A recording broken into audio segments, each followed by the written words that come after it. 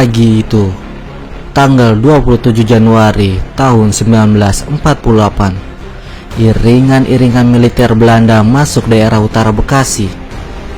Pasukan Belanda menuju desa-desa seperti Ujung Malang, Penggarutan, dan desa lainnya. Mereka mengumpulkan semua laki-laki, lalu mereka dibawa di suatu tempat daerah yang kala itu bernama Rawasepat di Bekasi Utara. Semua terdiam saat militer Belanda menanyakan siapa pemimpin di sini. Belanda pun geram.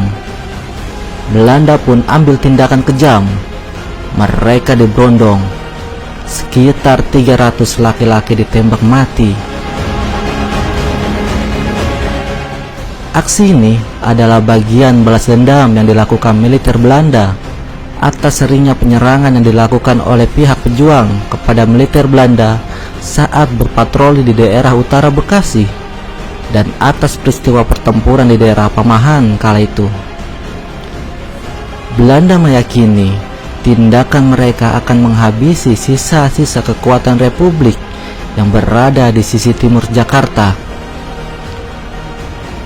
Kisah para pejuang di tapal batas Bekasi yang harus berpindah-pindah dari satu tempat ke tempat lain agar tak mudah ditangkap lalu dihabisi oleh Belanda.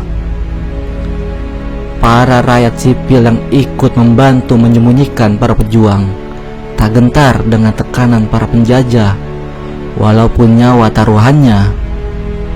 Semua demi menunjukkan eksistensi pada dunia bahwa Indonesia masih ada, masih tegak berdiri melawan penjajah dengan semboyan merdeka atau mati.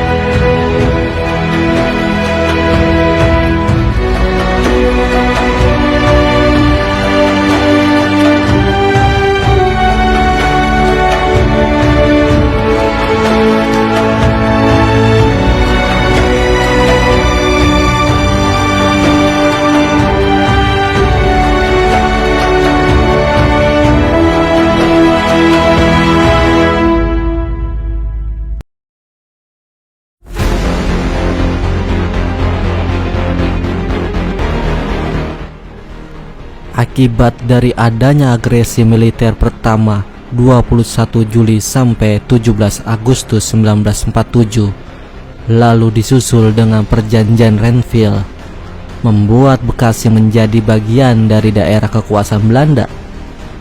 Di era itulah kondisi keamanan di Bekasi sangat kacau dan tak terkendali.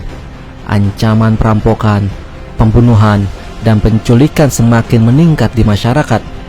Sikap para tentara Belanda pun kerap melakukan intimidasi terhadap rakyat yang pro-republik, dan sering terjadi gesekan rakyat pro-Republik Indonesia dengan rakyat yang pro-Belanda.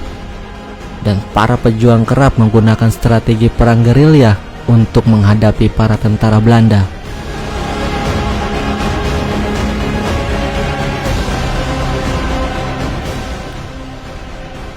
Dalam catatan buku terbitan Dinas Sejarah Militer Kodam Jaya tahun 1975 dan buku Hussein Kamali tahun 1983, terdapat pertempuran hebat antara pejuang yang dibantu penduduk dari Penggarutan dan sekitarnya melawan para pengkhianat bangsa di kampung Pamahan di Bekasi Utara.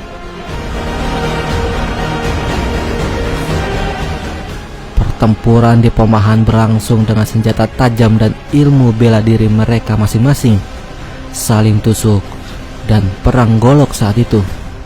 Mayat bergelimpangan dengan kepala tanpa badan di mana-mana.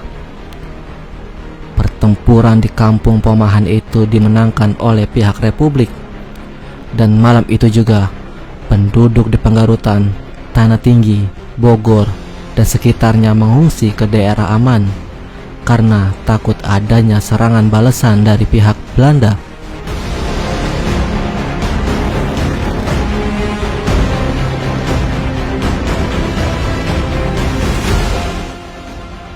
Selain itu juga tercatat di buku terbitan Dinas Sejarah Militer Kodam